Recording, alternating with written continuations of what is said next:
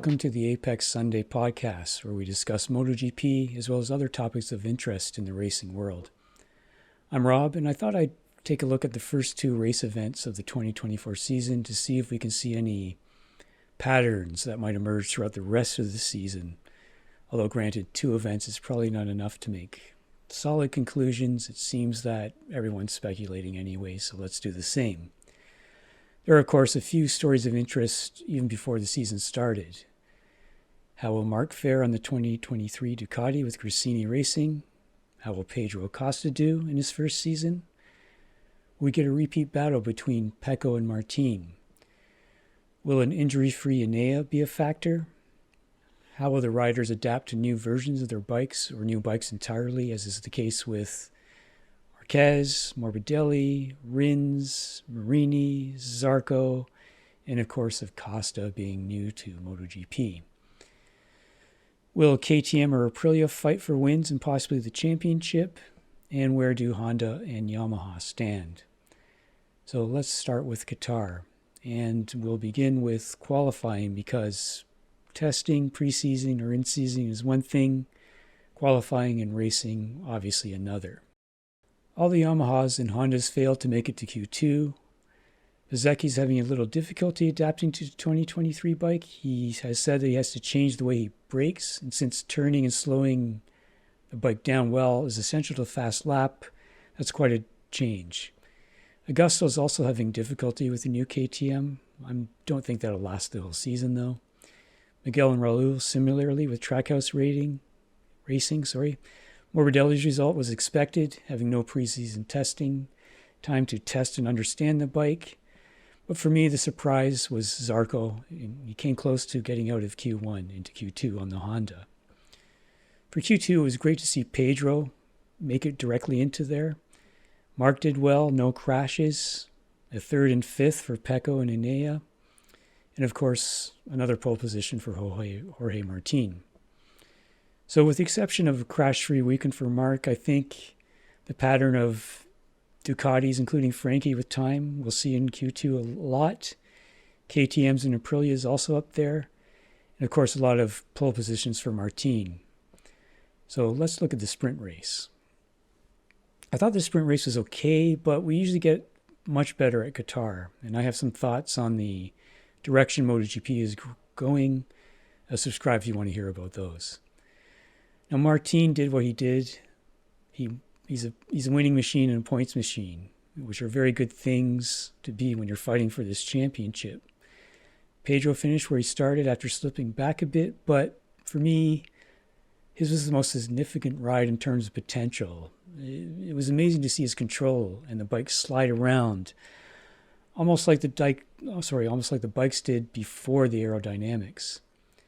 Aleix continues to get podiums, and Binder is finishing second. I think that's also a pattern. Brad could have a Nicky Hayden, Joan Mir style championship.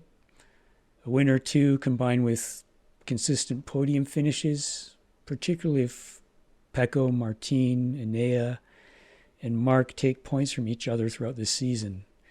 And the same may be true for the Aprilia riders, but it remains to be seen if they can be consistent and reliable throughout the entire season, particularly the bike. I'd rate the sprint a 5. And for the rider of the sprint, I'm going to go with Acosta. He was the most entertaining rider to watch. It was spectacular, and he immediately showed that he's going to be a great MotoGP rider. Moving on to the race, a rare stall on the grid from Raul. Pecco was very aggressive at the start to take the lead. Pedro, again, amazing to watch, passing so many top riders before dropping back a bit.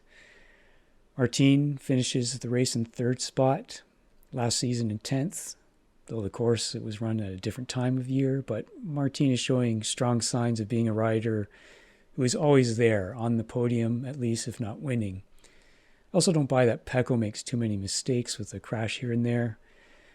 Most of the riders, they're on the limit throughout the season, and it's just going to happen from time to time. And Pecco, he usually finds a way to get wins and podiums. And here he is, the winner of the first full race.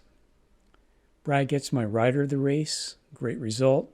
he was only beaten by Martin in the sprint and Pecco in the main race.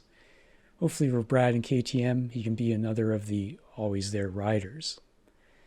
So again, he's my rider of the race, and I'd rate the race, like the sprint, a 5. It's not what we're used to at Qatar, but the race, if it wasn't what we had in the past, it was still pretty close. So it was not too bad. Now let's move on to Portimao, and we'll start again with qualifying. Was surprised to see both Yamahas directly to Q2. Surprised only Maverick made it out of Q1 of the Aprilia riders. Acosta's riding in Q1 again, great to watch. Bez made a step in adjusting his braking, and I would say he will only continue to improve. Both Brad and Mark crashed in Q2, resulting in less than ideal starting positions, but both these riders often make up places in the races. Enea showed he's adapting to the new bike well with a great pole position. Maverick in second is very encouraging for Aprilia. And of course, Martin there again in third. So let's look at the sprint race. Pecco looked very strong until the braking incident. He managed not to crash, which is great, and he got some valuable points, but given what happened in the main race, he surely would have wanted a bit more. But again, Pecco has shown time and again that he can recover, and I think he will recover throughout this season to be one of the top riders for the championship. Shame about Rins, but it's only his second full race on a new bike. He needs a little more time. He's mentioned he'll start adjusting the setup more to his specs rather than using Fabio's. We had a great battle between Mark and Martin, and both got onto the podium, so very good result. But Vinales was the highlight, getting a win for Aprilia after not winning since his time at Yamaha. Now, technically, it's not a full race, so does it count that he's won on 3 different manufacturers? I say it does. It's still a MotoGP event. I'm pretty confident that Maverick will win a full race or even more races this season. So I'd rate the sprint a 7, and my rider of the sprint is definitely Maverick. He's had good results in the Aprilia, but remember that he, like the other riders this season, did take some time to adjust to the Aprilia from the Yamaha. Once that adjustment has been made, the results have come. Moving on to the main race. Quite an interesting race. First, the Marquez-Pecco clash. Both were very aggressive with each other at the start, and the crash at turn 5 was ruled a racing incident, and I agree. Pecco trying to repass Mark immediately and quickly reminded me of how he passed Martin at Phillip Island last season. Mark and Martin in the sprint could have fallen, but they didn't. So in this instance, Pecco and Mark did. All the riders obviously want to avoid these type of incidents, but they are very often on the limit, so I'm kind of surprised it doesn't happen more often.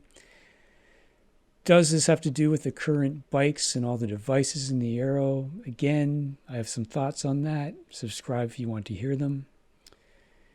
A second point, Pedro Acosta. Incredible results, incredible to watch. If there's a pattern here for Pedro, it's probably incredible results, incredible to watch. Can't wait to see the rest of the season. Third, Fabio finished 7th. Fabio is far better than his recent results, and with him signing to continue with Yamaha and with all the concessions that they're having, I think that Yamaha has shown quite a commitment, and so has Fabio. So we'll see Fabio fighting for the championship again very soon, I hope. Now, MotoGP has so many spectacular riders, and Fabio is the equal of any, I'd say. Fourth, shame about Vinales. I wonder if he could have challenged for victory without his issues. And fifth, and finally, Jorge Martin. He gets the rider of the race for me, a Lorenzo-style victory, and that should be of great concern to all the other riders. And for rating, like the sprint, I give it a 7.